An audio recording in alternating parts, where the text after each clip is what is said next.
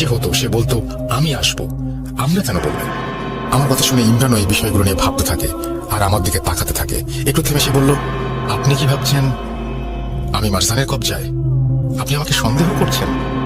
আমি তখন ইমরানকে বলি, আমাকে মাফ করবেন, কিন্তু আমি আপনাকে সন্দেহ করছি। এর যথেষ্ট কারণ আছে।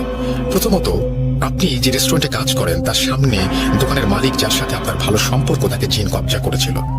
আপনার বাড়িওয়ালাকে কবজা করেছিল।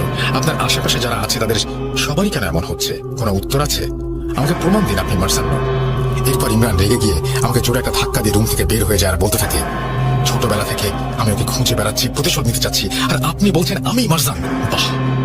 এরপর আমি আমার হাত ধরে বলি, সরি, কিন্তু আমাকে এটা করতেই হবে। এরপর আমি আমার হাতে থাকা তসবিহ পড়ে, আমার জানা আয়াতগুলো পড়ে ইমরানের মাথায় হাত লাগিয়ে দেই। ওর কনিষ্ঠাঙ্গুলি চেপে ধরি, ওর মুখে পবিত্র খেজুর গুঁজে দিয়ে দোয়া পড়তে থাকি। কিন্তু কোনো কিছুই আসর করছিল না ওকে। মনে হচ্ছিল যে সে একেবারে স্বাভাবিক, তার শরীরে জিনের কোনো ভর নেই। এরপর আমি ওনাকে বলি, চলুন মসজিদে নামাজ পড়বো। আমরা দুজন একসাথে নামাজ পড়ি। এরপর আমি নিশ্চিত হই ইমরান মারজান নয়। আমি দ্বিতীয় দ্বিধায় পড়ে যাই, তাহলে মারজান কার শরীরে ঢুকিয়ে আছে? কোনো সন্দেহ নেই যে সেদিন উপস্থিত 5 জনের মাঝেই মারজান একজনের ভেতরে আছে, কারণ ইমরানের দাদা বাড়ি থেকে বের হবার রাস্তা সেখানে উপস্থিত 5 জন ছাড়া আর কেউ জানে না। এরপর আমি ইমরানকে জিজ্ঞেস করি, আপনার বাবার আচরণ কেমন মনে হয় না আপনার? যেমন মারজানের গোলাম জিনরা আপনাকে দেখতে পাবে না, তেমনি আপনার আব্বাও আপনাকে দেখতে পারে না। উনি নয় তো? এরপর আমরা দুজন মিলে আবার ইমরানের দাদুর বাড়িতে ফিরে যাই আর ওনার বাবার ঘুমানোর জন্য অপেক্ষা করতে থাকি। এরপর ওনার বাবা ঘুমালে আমরা ওনার বাবার মাথায় তসবিহ পড়ে আল্লাহ কালাম উচ্চারণ করে ফু দিয়েও কোনো প্রতিক্রিয়া পাচ্ছিলাম না। আমরা তখন বুঝতে পারলাম যে না, ইমরানের আব্বাও মারজান না, কোনো জেনেরই কবজায় নেই সে। এরপর আমরা ইমরানের দাদুর বাড়ি থেকে বের হয়ে আসি। এরপর আমজাদ হুজুরের সাথে আমি এই বিষয়ে কথা বলি। হুজুর আমাকে বলেন, আমি আসলে বুঝতে পারছি না কি হচ্ছে এসব। সবাই যদি সুস্থ থাকে তাহলে মারজান গেল কোথায়?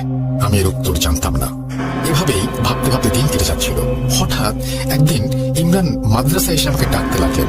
আমি ওনাকে কি হয়েছে জিজ্ঞেস করলে উনি আমাকে বললেন, ভাই, আমার বাসার একজন মেম্বারের এবার সেম অবস্থা, আসুন সাহায্য করুন। আমি আমার তসবিহ আর বাকি জিনিসপত্র নিয়ে চলে যাই ভাইয়ের সাথে। রাস্তায় যেতে যেতে আমি ওনাকে জিজ্ঞেস করি কি হয়েছে ওনার বাসায় মেম্বারের। উনি আমাকে বলেন, আমি আর আমার এক বন্ধু রুম নিয়ে সেই বাসায় থাকি। আমরা দুইজন একই রেস্টুরেন্টে কাজ করি। আজ সন্ধ্যার পর বাসায় ফিরে দেখি সে আয়নায় নিজের মাথা ফাটিয়েছে আর আয়নাও ভেঙে ফেলেছে। রান্নাঘরে যেতে নিচ্ছিল দেখে আমি রান্নাঘরের দরজা বন্ধ করে দিয়ে এসেছি। বাসায় পৌঁছে ইমরান ভাইয়ের রুমে প্রবেশ করতেই ইমরান ভাইয়ের বন্ধু ভারী গলায় বলে উঠলেন, কিরে, খুঁজে পেলি না? রাবাকে এত সহজে খুঁজে পাবি না, তোরা মরবি। আলসালাম, এই ফোনকে মেরে ফেল, দয়া করে মেরে ফেল। আমি এরপর তসবিহ আর আয়াত পড়ে ইমরান ভাইয়ের বন্ধুকে জিজ্ঞাসা করলাম,